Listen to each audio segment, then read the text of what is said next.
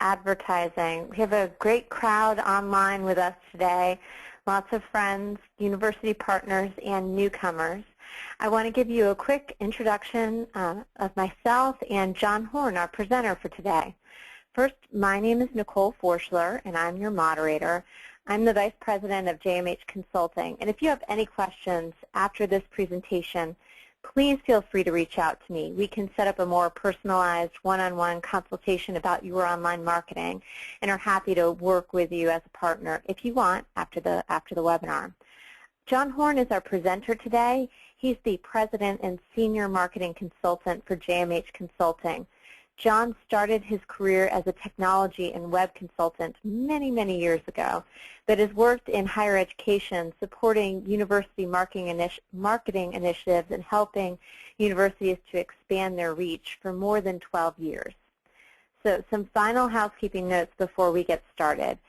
We'll be taking questions throughout the webinar, so if you have a question, you'll notice a spot that you can fill out your questions in your GoToMeeting platform, so just fill that. Please feel free to submit a question, and any questions that we are unable to answer during the webinar, we'll reach back out to you offline and follow up. So if I don't get the chance to answer your question or John doesn't during the webinar, take heart. We're pretty great about following up, and if not in the next day, within the next several days, we'll follow up. For you, those of you in attendance of today's webinar, we are offering a free paid search or paid social marketing campaign review. And this is a great chance to have a set of outside eyes, take a look at some of your online marketing campaigns and give feedback, what you're doing well, how you can improve, and how to get the most out of these fantastic tools. If you're interested, we'll be sending out a follow-up email, and that should go out by the end of the week. Just reply to that email, and I'll follow up. And finally, take a moment to like us on Facebook. We're posting webinar updates, research, tips pretty regularly. Our next webinar is scheduled for March 19th, and it's focused on building a marketing ecosystem.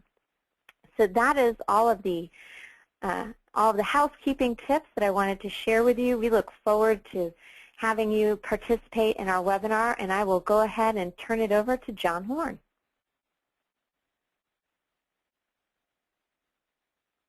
Thanks, Nicole. And I will also extend a welcome to everyone who's joining us. Glad to see so many people interested in Facebook marketing. These are really some huge changes that are coming in the next couple of months with Facebook. To give you a little preview of what we're going to be doing today, these are the three main areas that I'm going to be talking about. There are 5 changes that I'll talk about, but we're going to start by talking about a new campaign structure that's actually only weeks away from rolling out. We're going to talk about several aspects of improved targeting that Facebook is offering, and then we'll finish up by talking about what's happening with Facebook sponsored stories, including a lawsuit that is adjusting the way that Facebook is approaching advertising. So without further ado, let's first talk about what's driving all of these changes, because if you follow Facebook marketing at all, you may know that last fall there was a whole round of changes that Facebook made that were frankly pretty good in its advertising platform and our ability to target, including the addition of some third-party marketing research data that Facebook's integrated with its user set that's offering some really interesting ways to target. So Facebook is being very dynamic in the past few months and the next few months around its marketing, and there's certainly some factors that are driving that change that I think help us to understand why certain changes are being made and even what to predict going forward. First of all, the big change, of course, was Facebook going public. Since they went public, they have shareholders and stock price that they're doing everything they can to drive that up, and they're doing fairly well. Of course, you may remember when they first went public, it dipped quite a bit, but since then has rebounded and is now almost twice what their initial IPO Sure was. And I think that's a result of people having more confidence in Facebook's ability to drive ongoing revenue because of these types of changes that they're making around their advertising, which of course accounts for almost all of Facebook's revenue. But Facebook is also facing, of course, LinkedIn. Now, LinkedIn, I would argue, offers better targeting for most educational advertisers. So for those of us in higher education, we can target people by all kinds of characteristics on LinkedIn that we just can't on Facebook. And you also know that LinkedIn is a professional network, so you're reaching more highly educated people, which tend to be seeking out higher education, especially master's degrees and such, with more frequency. So Facebook is trying to position itself against LinkedIn, which offers some really interesting targeting capabilities that henceforth Facebook has not been able to offer, but they're trying to move in that direction. And of course, the last big factor is the online marketing giant of Google. And when you ask people where they're spending their online marketing budget, if anyone is spending any money online, they're almost certainly with Google, and then Facebook is maybe their second or third or fourth choice in online marketing. And Facebook is trying to just carve out a larger chunk of those advertising dollars. To put a finer point on it, I'm going to show you some research that we did with a set of our own clients. We took 8 clients with fairly significant spends, and we aggregated marketing data from 5 different platforms across these 8 clients together. And you can see the data set was fairly significant. And then we looked at what the average performance was across these 5 platforms. And what you can see here is you could argue that these metrics, cost per impression, cost per click, and cost per conversion, are 3 of the most important factors for awareness marketing, generating interest or traffic to a website, and then generating sort of engagement marketing or leads or inquiries on the right side there. And what you can see from this is Facebook is by far the cheapest place to put an ad at 27 cents per 1,000 ad impressions, right? And compare that to Google paid search, where it's going to cost you $71 to get the same 1,000 ad impressions. Now, of course, paid search and social are different. People are going to a search engine with a specific task in mind, so it makes sense that paid search is, the real estate for ads on paid search is more expensive, but that is a dramatic gap. And what Facebook is looking at is saying, gosh, we're only making 27 cents for every 1,000 times ads are showing on our network. If we could just increase that to 54 cents, just double it, suddenly we've doubled our entire market, revenue that we're bringing in off of this marketing. And that still makes Facebook a bargain at 54 cents per 1,000 impressions compared to these other marketing channels. But the challenge that they have is that they've got to be able to convince us advertisers that it's worth spending more. Because, of course, this is a bidding marketplace to place these ads. So it costs so little because the advertisers aren't willing to spend more. So what Facebook's trying to do is, if they can simply fine-tune our ability to reach the right people at the right time through their advertising channel, they can incentivize us to spend more money. And of course, what that's also going to do is, over on the engagement column, where you can see Facebook right now is the most expensive place to generate a conversion or a lead at $107 each from this data set, compared to almost half of that for Google paid search, or less than half of that on LinkedIn. Facebook has got to convince us we can get good quality conversions at a lower price than what we're getting now in order to bring the revenue up. So all of these changes are an effort on Facebook's part to give us better tools to control our advertising so that advertisers feel more confident in increasing their budgets over to Facebook, particularly in relation to Google or LinkedIn, which I find it interesting that LinkedIn was the lowest cost per conversion of any of these channels, and I think that has a lot to do with how granular the targeting is on LinkedIn, to be able to really hone in on people with particular skills or particular job titles, etc. So that's the direction that we see Facebook moving here. Now, the changes. let's talk about the first change this one has been announced on the Facebook developers blog. The date has been set for this. It is March the 4th. So we're looking at really just about 2 weeks from now when this is going to be rolling out. And that is a new campaign structure on Facebook. And here's what that looks like.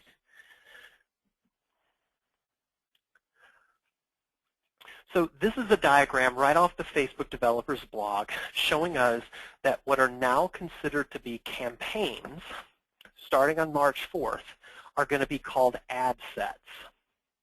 And the term campaign is going to be reserved for something that doesn't exist right now, but will essentially be a way of grouping together multiple ad sets into a single larger component element.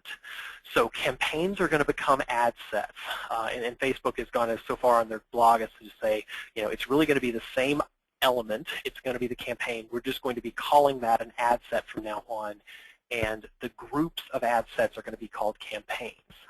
Here's a more nuanced look at what that might look like. So first thing I want to draw your attention to is notice that the objective. So an objective right now is assigned at the ad level. So you say this ad, its goal is to generate as many clicks as possible or to generate as many impressions as possible. I want to show this ad as many times as I can. Or an objective could be, if you're using the Facebook conversion tracking pixel, the objective could be to generate as many conversions on your website, which might be inquiries from an inquiry form or something like that. But that is set at a very granular level right now at the ad level. So you could have multiple ads in the same campaign tracking toward different objectives, which makes it hard for the Facebook algorithm to decide which of those ads, especially if they're targeting similar audiences, which of those ads should be prioritized and which is performing best for the advertiser because they have different objectives. So going forward, the objective is going to be set at that new campaign level object. So all of the ads and all of the ad sets within the campaign are going to have a single objective of generating clicks or conversions or whatever it might be. So that's the big change that's happening. But then what they're also giving us the capability of doing is now that multiple ad sets can be housed under a single campaign, we can actually have different sets of ads that have their own budgets and have their own schedules. So for example, you might want to have a set of ads promoting an upcoming information session or promoting a particular start date, say fall, with a cutoff deadline where you want to stop those ads from running. Well, you can set up a specific budget and a specific start and end date for that particular set of ads, even though it's just one of many under an overall campaign for a particular degree program or certificate program, whatever it might be. So it's giving us a little bit more of a granular control over when certain sets of ads within a campaign start and stop, and how much we want to allocate toward those more specific groupings of ads moving forward. So, so that's the first change that's coming. This one should be, as I said, on March 4th is when this will go live. Facebook says that it will be live in the Ads Manager, the Ads Creation tool, which are what most people use to manage their advertising, but it will also roll out at the same time to the Power Editor if you happen to use that to manage your ads. So a good place for us to stop for just a minute and see if there are any questions from the audience about that first change. Nicole, do we have any questions? John, I'm looking at one question right now, and someone is asking, how does this new structure compare to Google AdWords? Are the ad sets like ad groups in Google? And maybe you could talk about that as a comparison. Sure. Good question. Well, so this does bring the Facebook campaign structure closer to the hierarchical structure that we have in Google AdWords, and that's probably not accidental. However, in Google, so you're only going to set your schedule, your start, your end dates, and set your objectives at the campaign level. So Facebook's actually giving us a little bit more granular control than Google does in their ad groups around start and end dates for ads and what the goals are there. Now, you also set your targeting geography. This has always been a difference in Facebook. You set the geography for your ads in Facebook on every single ad. So you could have 2 ads in the same campaign that are targeting different locations. And in Google, we just can't do that. The geographical targeting in Google is always set at the Uber campaign level. So those are a few of the changes. I do like it that Facebook is recognizing that just having the 2 layered advertising campaigns of the campaign layer and then, essentially an infinite number of ads beneath that wasn't enough hierarchical control for advertisers, and the adding in that extra layer. And I think there's another question that we've got that I kind of want to hold off because I think it would be a great question for the end. And that's from David McClellan. And David, I see your question, but I'm going to hold off because I think it would be a good one to ask at the end. So for now, let's keep going. Okay, sounds good. Well, the next section, I want to talk about 3 sets of changes that are all around the same topic, which is an improved ability to target our audiences.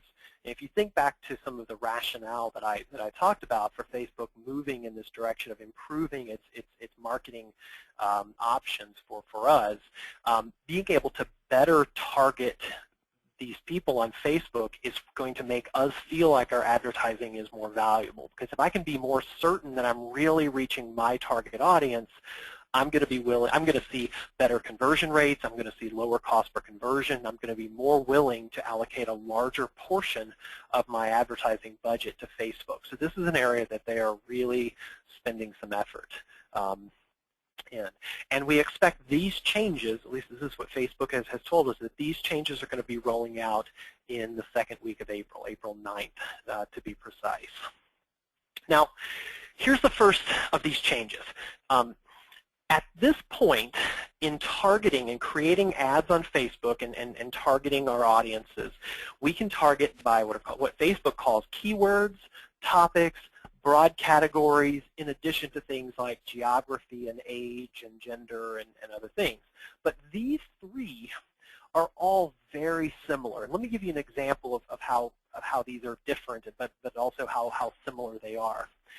Let's say that in my Facebook feed, I posted something about Stephen Covey. Maybe I just finished reading a book about Stephen Covey, or who knows, and read an article, something like that, and I'm putting that in my feed. Well, Facebook picks up on that and says, aha, this person has talked about Stephen Covey.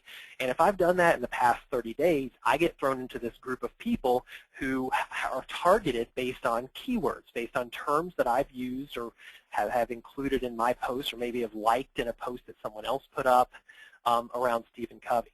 Well, I may have also gone to the official Stephen Covey page and liked that Stephen Covey page, in which case I would be flagged as the hashtag Stephen Covey topic. And so someone in their advertising who was targeting hashtag or # Stephen Covey would be able to reach me. But now I may have done both of those things. Maybe I'm talking about Stephen Covey and I also liked his page. So you can see how those things are fairly similar. Keywords come from my news feed and things that I'm talking about, or comments that other people have made that I'm liking, whereas topics are me going and actually liking a page in particular. And then a broad category, maybe because of other characteristics, such as me liking the Stephen Covey page or me talking about Stephen Covey in my news feed, I may get grouped into a broad category as someone who is interested in leadership on Facebook. And so up until now, these have all been 3 separate targeting capabilities for ads. And what Facebook is doing is they're saying, really, we don't want to any longer differentiate between these, whether you have liked a page, whether you've been talking about a subject, or whether through some other way we've been able to group you into one of these broad categories, maybe even for some third-party market research that we've obtained. We're going to simply treat all of these the same for the purpose of allowing marketers to target you. And so they are unifying these three things together, which frankly is only going to make it easier for us marketers, because we don't have to think about, oh, do I have the hashtag in front of that term, and do I also include it without the hashtag and all of that. We just simply include terms that are indicative of an audience that we're trying to reach for our programs. Third adjustment that they're making is around geotargeting. I don't think that this one, frankly, is going to be a revolutionary change for many of us that are promoting higher education, but it's worth mentioning. First of all, they're not taking away any of our existing abilities to target people geographically. So anything that you can do today, you're still going to be able to do. But according to the Facebook blog, they're going to add the ability for us potentially to exclude locations from that.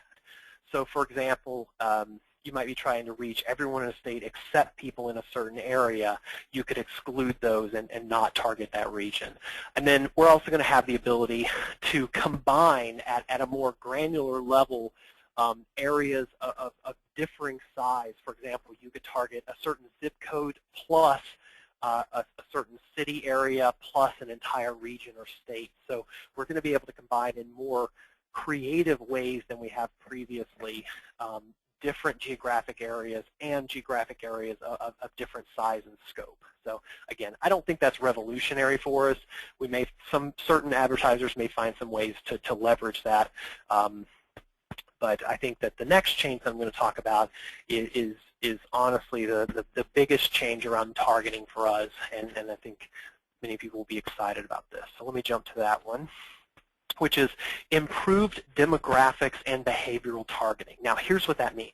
So demographics are things that Facebook knows about you, like where you work, what your education level is, what your job title is potentially, your relationship status, things that may have happened in your life, like becoming a parent or recently moving.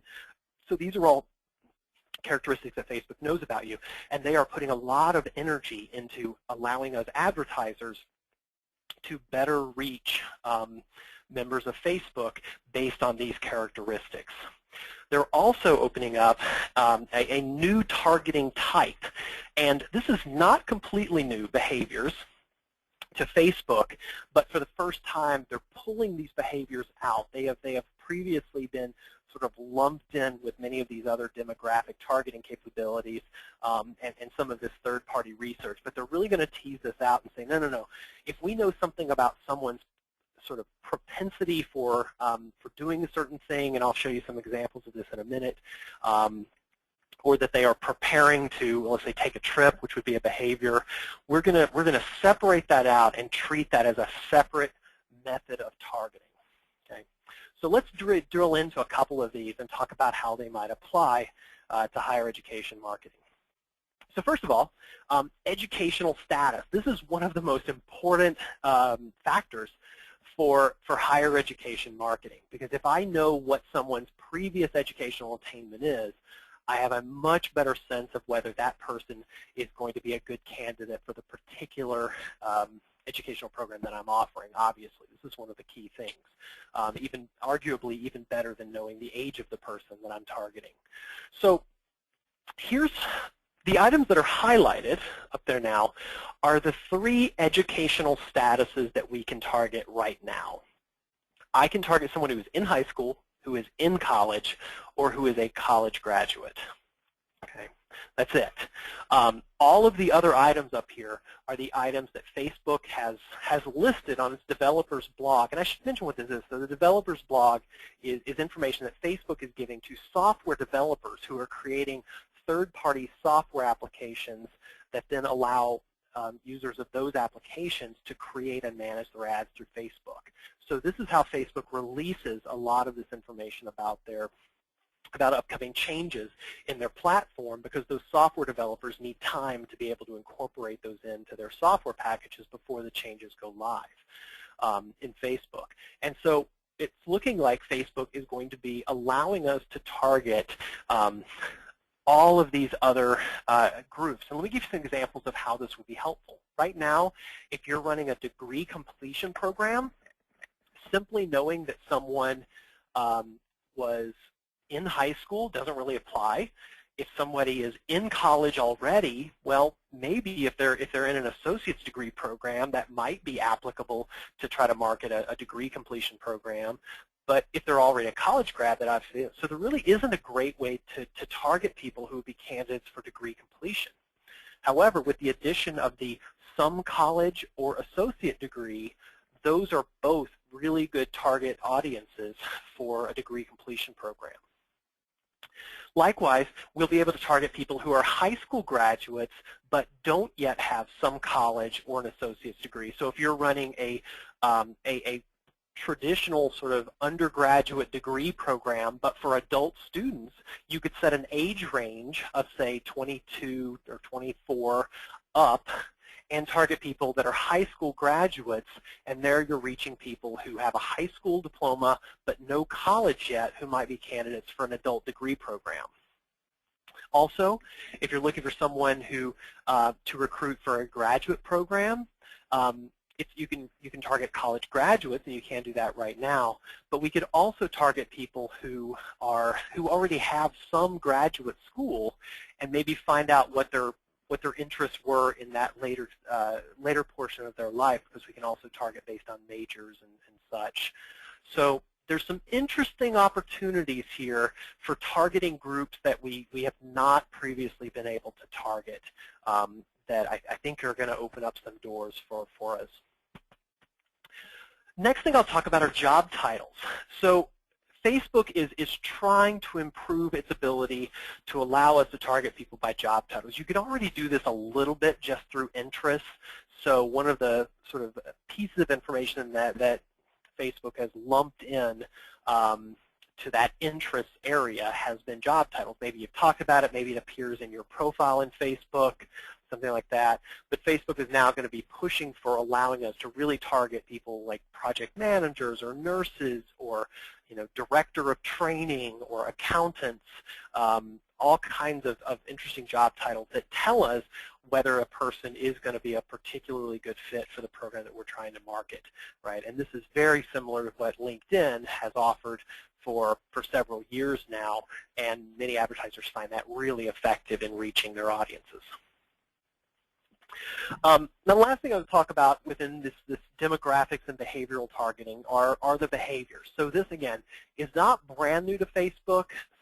Many of these were introduced last fall, but what Facebook is doing is they're now taking all of those behaviors which have been grouped in with all of this demographic targeting, and they're going to be spinning these out as their own element.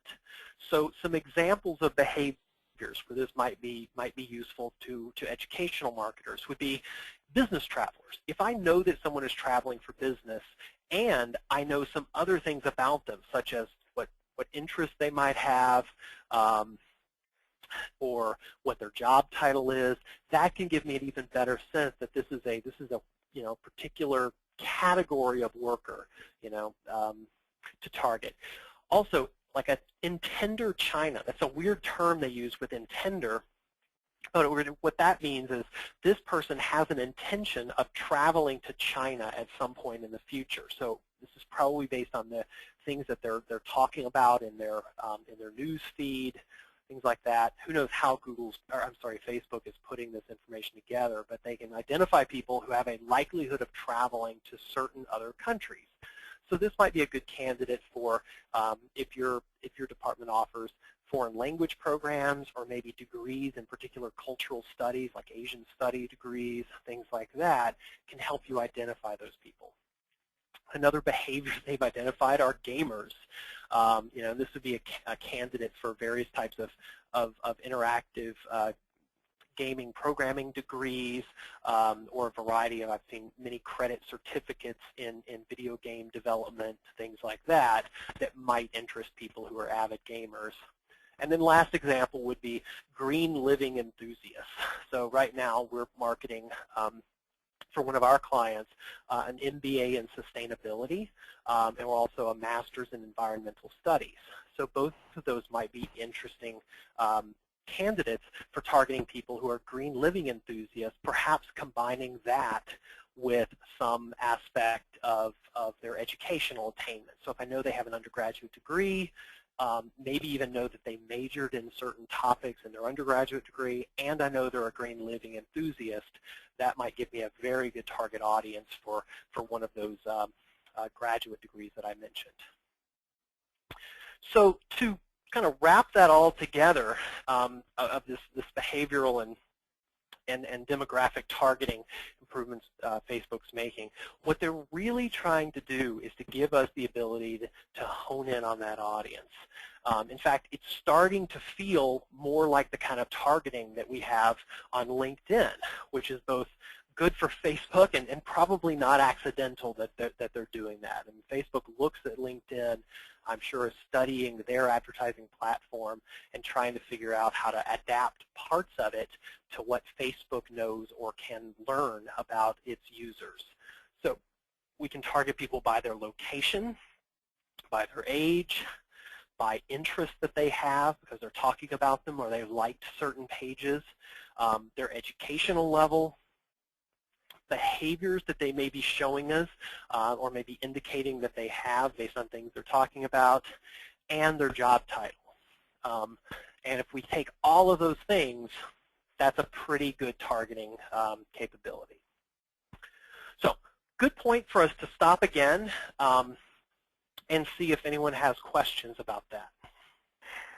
We have a couple of questions, John, that were asked, and I can give you a break to take a drink and answer at least one of these.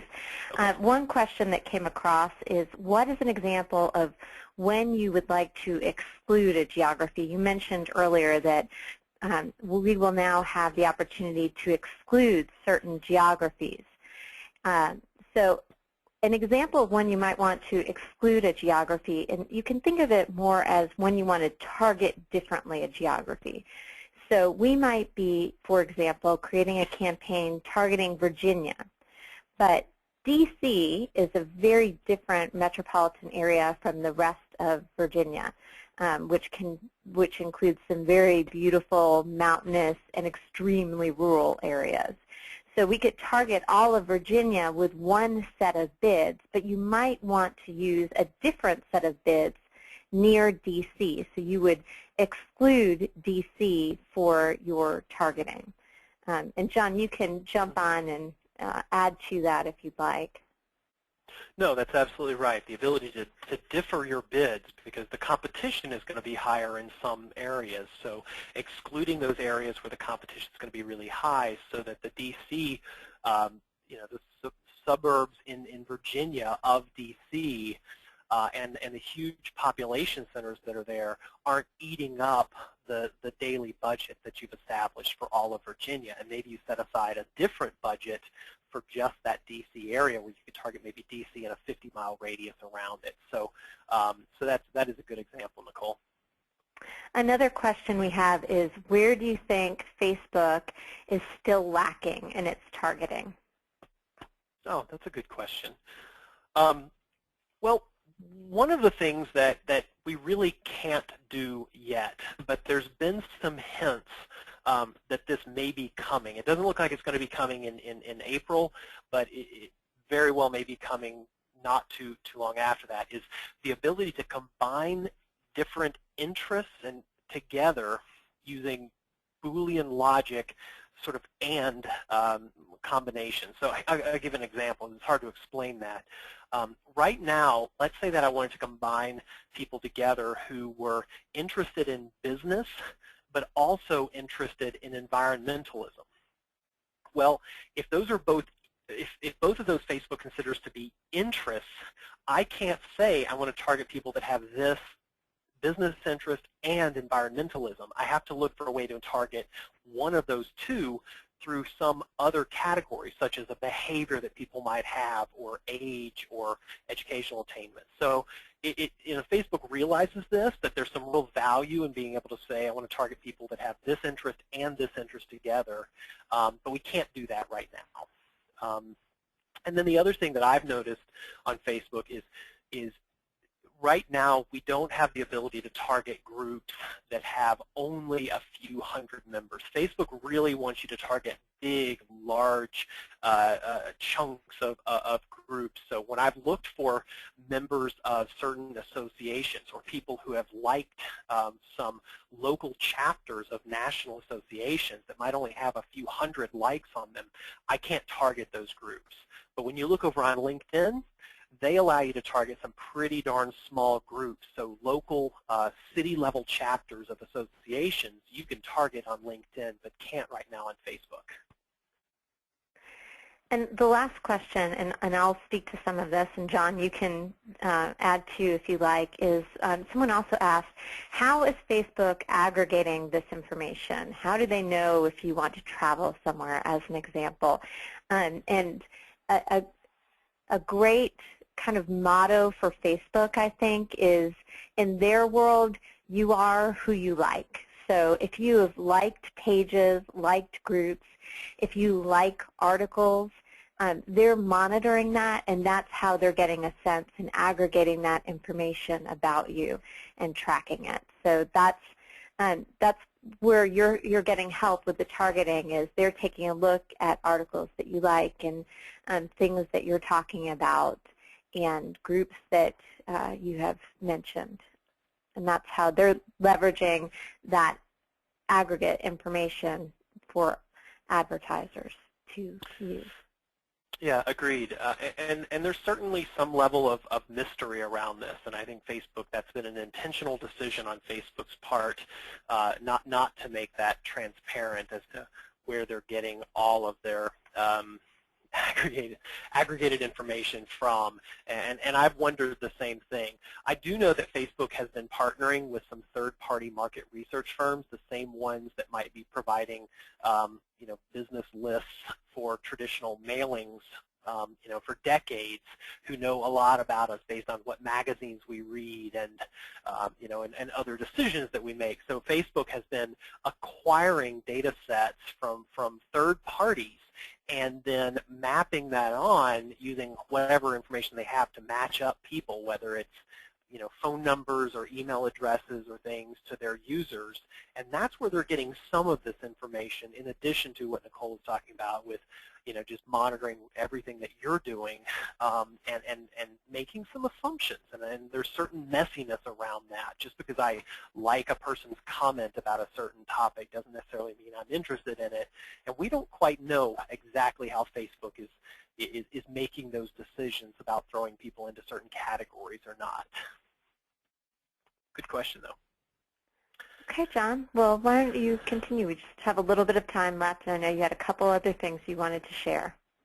Yep. The last big change that's coming in Facebook is the sunset, or the doing away with, of sponsored stories. And here's what's happening around that. So on April 9th, all existing sponsored stories, which is a type of ad that we've been able to run on Facebook, will be discontinued. Already, we can't create any new sponsored stories. That hasn't been an option for weeks now. But moving forward, even if you've had a sponsored story that's been running, it's going to be discontinued. Now, the question you might be asking is, what the heck is a sponsored story? Well, sorry about the quality of the screenshot. This came from Facebook and wasn't particularly great. But essentially what a sponsored story is it's an ad that's built around a user's activity. So an advertiser would pay to highlight some action that one of their users might have taken on the social network or in a Facebook connected app, like on a mobile device. And then that action, and I'll talk more about what those actions are, would be then shown to that user's friends, either in the sidebar or in the news feed itself. So sponsored stories can't be used to reach an audience that's not connected to the page. So if I have a certain Facebook page, I can only advertise to the people who have liked that page or those people's friends. But here's kind of why the sponsored story was interesting, and is that I can base this off of things that people do. So if someone likes my page, I can actually run an ad, or I could run an ad showing their friends that they liked my page. If they liked or commented on a page's post, a post that I put on the page, I could show their friends an ad that said, hey, you know, so-and-so just liked our post. This could also be liked to the website. It could be them RSVPing to an event, checking in at a particular location, or even using a certain game on Facebook or an app on Facebook. Now, if all of that sounds kind of complicated, well, it is. And this is one of the reasons why sponsored stories are going away. If you look at the graphic that's up here right now, you can see if this is an older screenshot from when you could still create a sponsored story. You could, once you choose that you want to run a sponsored story, you can then choose between a page-like story, a check-in story, a page post story, or a page post-like story. And if you find those options confusing, so did everyone else.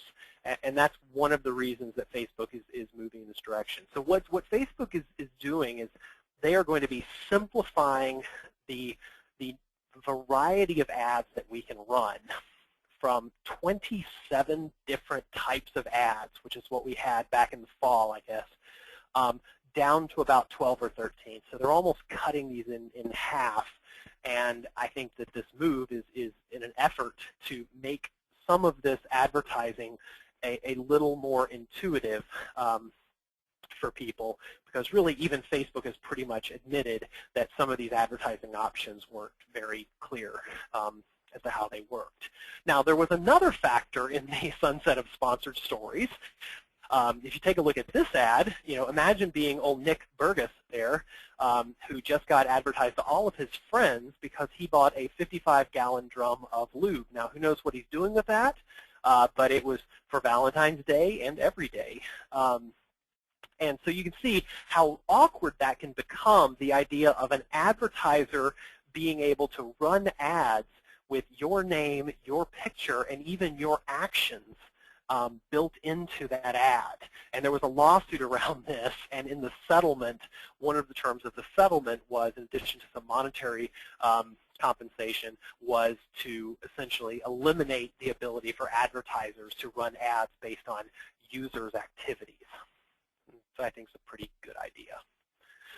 Now, what are not sponsored stories? What are we going to be able to continue to do? Well, we're still going to be able to continue to run ads that include some of that social information. So, for example, this is the page post ad.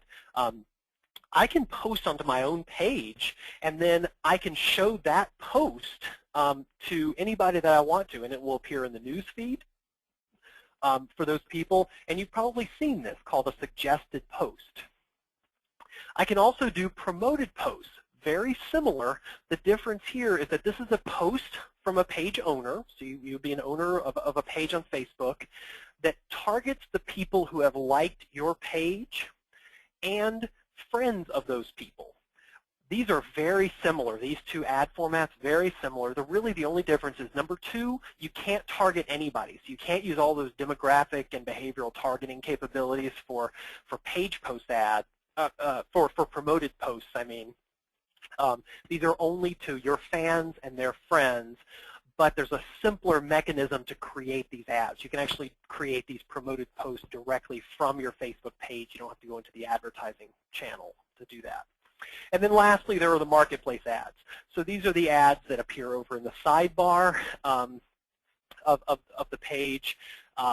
And these have been there for a while and will continue to be there. So these are all going to continue, and you can even see there's, you know, it'll say, you know, such and such many people liked this page or this product. So there's still some social components built into it, but it is a bit more, a bit less intrusive than actually posting someone else's comments on your page to their friends. So to wrap up, so the obligatory cat theme, Facebook is really working to simplify our advertising capabilities. They're trying to make this simpler because up until this point, unless you spent a tremendous amount of time working in Facebook and trying to understand all of these different options and figure out what's going to work for you, a lot of people just didn't bother. But now that they're making this simpler and easier, I think it's an option. These newsfeed ads and promoted posts and things are options that we as advertisers should really consider. And I don't think they're as opaque as they used to be. So that's why we should care. So Nicole, this is a good time to stop for a last round of questions and maybe any final comments that you have. Well, there's a couple of questions that were really geared around next steps that I think it's good timing for this. The first one is more for what you were just talking about, and that's what do we need to do to prepare for sponsored stories and the changes there. But I feel like I will also tell you, John, the other question that, that we had, so you can maybe address those at the same time, and that is, should we be making updates to currently running campaigns? Do we need to make any changes to keep them running, or are these options that we can just improve upon? No, that's a good question. So the only change, and this is based upon some speculative information, but based upon what Facebook has released about these upcoming changes. The only change that's going to essentially take away capabilities that we have right now are the sponsored stories. So if you have sponsored stories, and most of these were pretty short-term ads anyway, because it was about something that someone might have said on your page. So not many people have those kind of ads running for weeks and weeks. Sponsor stories going away are the only thing that will disappear from our current capabilities. Facebook's message around, for instance, those campaign structure changes is that everyone's campaigns are going to be automatically migrated over. Again, all they're really doing with the campaigns is changing the name to ad sets.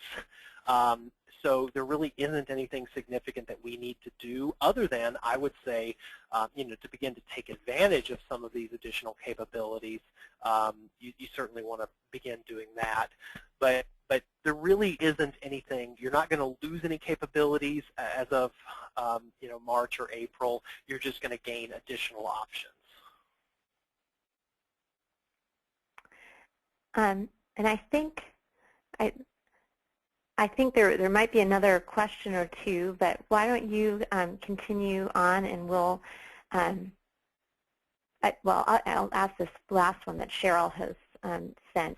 The question she had, is there any of these targeting updates, are they in response to advertising problems due to click farms? And I'm not sure if that's something, John, I know you've been doing a lot of research around that, and I know your focus has been around what's coming and what do we need to be aware of. Are these things that you have read on the forums, or is that something that is not as much of a concern and this is more of a business decision for Facebook?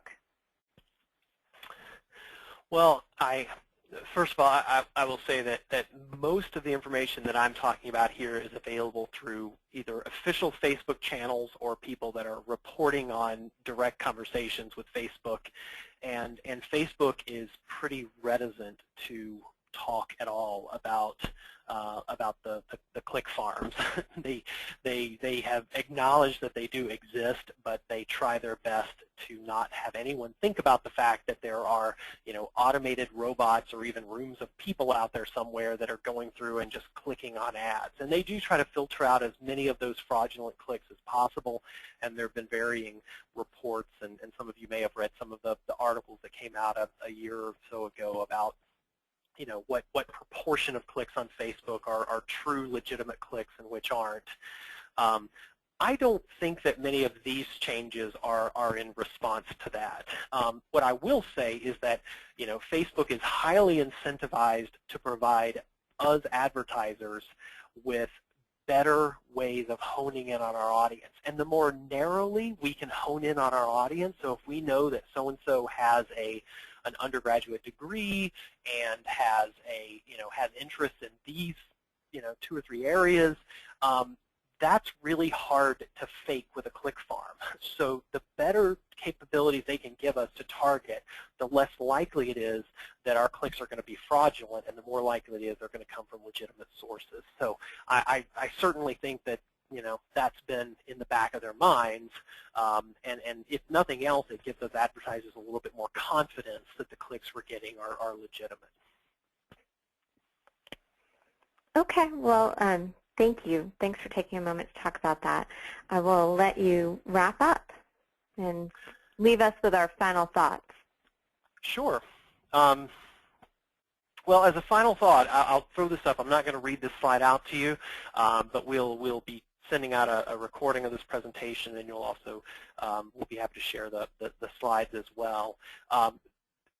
Once all of these elements go into place, we're going to have new campaign structures, significantly expanded targeting capabilities, simplified targeting by interest areas, better targeting of educational attainment, better targeting of locations, and since sponsored stories are going away, and there were a lot of varieties of sponsored stories as well, we're going to have far fewer advertising options in Facebook, which sounds like a negative thing, but I think is actually a very positive move for Facebook, because it's simplifying these options so that people who don't spend 8 hours a day managing Facebook marketing, as I assume most of you don't, can actually get their minds around it and figuring out how to leverage the dozen or so advertising options that Facebook is going to be offering us going forward.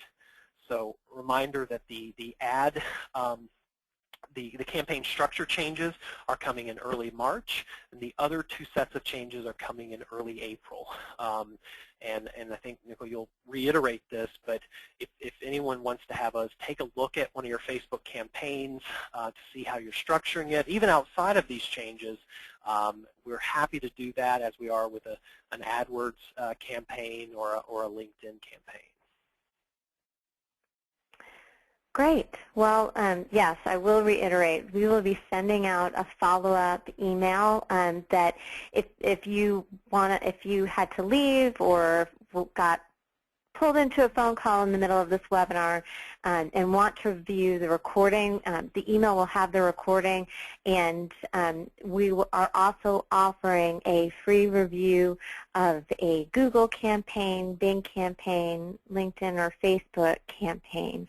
And it's a great chance to have an outside set of eyes, look at your online marketing, and give some feedback on how you can improve it, what's going well, and what can be tweaked.